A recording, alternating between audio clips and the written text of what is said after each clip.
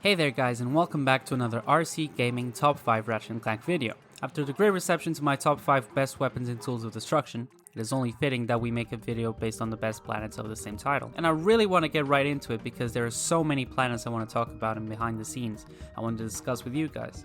As you may know, from the mere existence of this video, I absolutely love the future series in Ratchet and Clank. Ever since I was a child really, and revisiting them as an adult has been a blast, as well as rethinking about all the experiences I had at the time. Learning about the troubled production this game went through, and what it means for the rest of the series. However, for this one video I'm solely focusing on the in-game planets and why I deem them to be the best in Tools of Destruction. If you would like a more in-depth discussion and review on Tools of Destruction, pop a message below and I would be glad to make one. But I'd be doing this a disservice, however, if I didn't mention that there's a video out already by the Golden Bolt that details all the little things that went into making the future series. The issues, long crunching hours, and the fact that developers were creating a game without truly knowing the PS3 specs. Anyways, it's a great video and I recommend you all to take a look at it, if you love Ratchet and Clank as much as I do. I learned through him that we were supposed to get another 9 planets on top of the ones available in Tools of Destruction. So, who knows what could have made my list. For this video I could have chosen nearly all of the 16 planets as the best in the game, for different reasons. Except Fast Tune, of course, because, no. And I will mention a few that didn't make my cut, but might make yours in honorable mentions. I'll be classifying these planets based on how much fun I personally had, and still have with them. The ones I always seek to play through, the ones that always make me want to revisit them in New Game Plus. I will also factor in additional paths, story, gadgets, weapons, and collectibles in the level, as these always make it fun to explore the level in its entirety. And with all that said, let's get into the video. So for number 5 I chose the first level in the game, Kerwan City or Metropolis. Coming back from the original game in Ratchet 3, but with the new hardware, was an amazing sight. The city crumbling at your feet as you move from platform to platform, but I'm already getting ahead of myself. When starting a new game you are faced with a jaw-dropping, or at least for 2007, Pixar-styled cutscene. The game opens with our heroes' next-gen modernized models, doing what they always do, working on some machinery or spaceship and having their usual back and forth, which always culminates in something wrong happening or some sort of crashing. Of course, exactly what happens. The two find some trouble and must fight through hundreds of enemies known as Drophids. Damn, it's hard word to spell.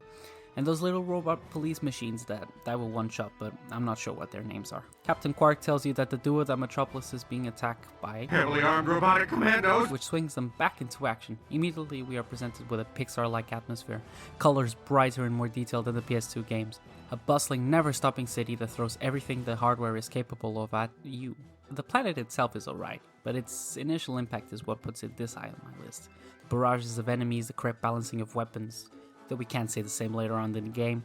Jumping from skyscraper to skyscraper, running towards enemies while the ground crumbles at your feet. Riding grind rails, speeding away through the city is simply breathtaking. Especially if you play this for the first time as a kid, which I did. The only thing that brings this planet down is the fact that when you get to the finish line and meet the main antagonist Tachyon and his army, it's a bit underwhelming. Though it does provide several curious questions regarding the rest of the plot, this alongside not really having a final boss and never coming back for a second visit, puts Kerwan at number 5. Retrospectively thinking, they could have done one of those big bosses with the 4 legs as the final boss in the Kerwan level. I think that would have been just great. So for number 4 we have planet Jasindu. After defeating what's left of Captain Slag's space fleet, Ratchet travels to planet Jasindu in the Praxis sector, or as GrummelNet calls it, the worst vacation spot in Polaris Galaxy. This wasn't supposed to be the last spaceship fight, as reports suggest we should have gotten 5 spaceship battles, but it is what it is. This is when things start really cranking up in the story. We found out the Lombax secret was stored by Max Apogee in the heart of Kerchu City, within this planet.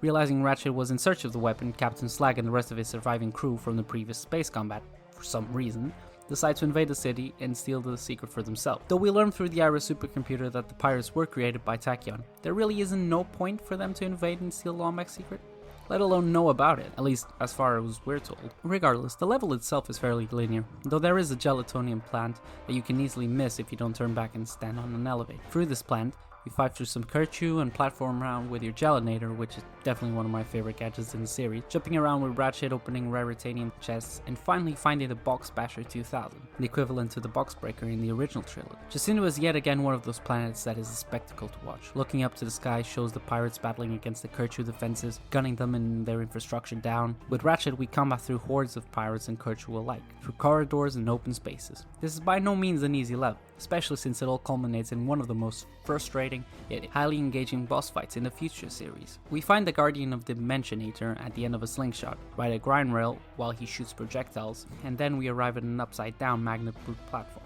Fighting like this is surely something new and welcome, as it provides challenges and impedes you from double jumping. In addition to this, the Guardian will tear down pieces of the platform you are on, so if you're not careful, you will fall down. The final stage happens at the ground, where the Guardian releases annoying bullet sponge Kerchu and projectiles around the arena. What really grinds my gear though is the fact that if you die for some dumb reason, like I did, then you will have to repeat the grind rail section all over again. Every time. But still, I love this level. Number 3, Planet Viceron. Clank finds out Talwyn is in need of rescuing, and though Ratchet is apprehensive about following the advice of the Zoni, who he believes are imaginary friends, he decides to travel to Zoordom prison. Here we are thankfully once more greeted with Captain Quark's hand-drawn plan of a prison break, where Ratchet adopts the codename Deadmeat. We travel through a long but fun grind rail section, traverse a series of guarded areas, and fall down the Eternal Sorrow. You get Talwyn, and then you must leave the prison once everyone, including Tachyon, are alerted to your presence. Here we finally get to fight one of those big Drophoid mechs that look super menacing and very aggressive, because boy are they hard. But then again, what more can you say? The red skies, the feeling of impending security and roughness, the fact that it is a prison break level with several callbacks to the original trilogy, referencing characters like Slim Cognito and Flint's Hardlight. Wait, Flint Hardlight? Hard? It was him, right? There is a neat little platform section where you can use your helipacks to traverse around the level, providing just the right amount of difficulty and fun. Finally, to top it all off, you are able to purchase one of the coolest weapons in the series as a whole, and definitely the weapon with the best name ever, the Negotiator.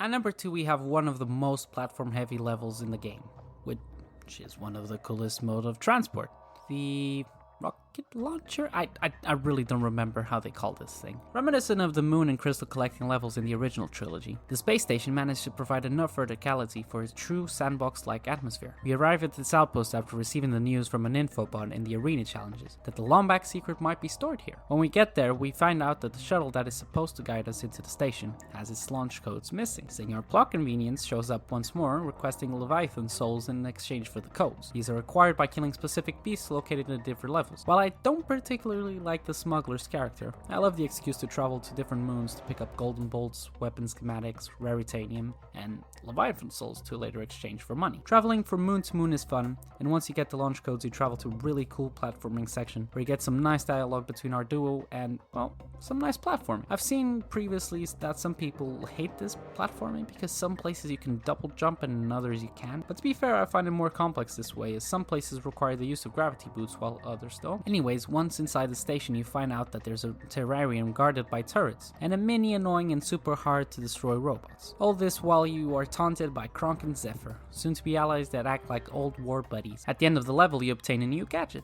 that I really don't mind at all, I think it's pretty decent, and also you find Talwyn, who is kind of a love interest for Ratchet, and also someone that helps him find more about his race. I guess we can say Talwyn is just there to move the plot forward. But with that said, the Apogee space station is this great multi-layered level that encapsulates all that Ratchet and Clank stands for, platforming and, death. Before I reveal my number 1 choice for best level, here are some honorable mentions that could be in your top 5, and that I heavily considered even for first place. So first we have Cabalia, a great introduction to the Polaris Galaxy, new enemies, new monsters, new mechanics, all with the same ambience that we're used to in these games. While fairly linear, it provides an excellent boss battle and sub-boss battles, as well as great platforming after acquiring the Gelinator from the smuggler. It also provides us as an introduction to the Raritanium Leviathan Souls mechanic.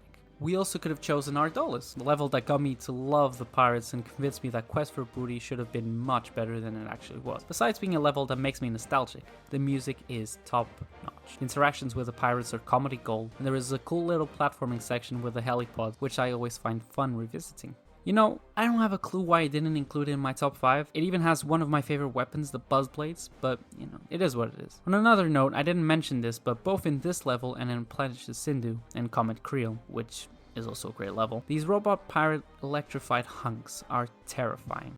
They just scare me. I don't know which other way to put it.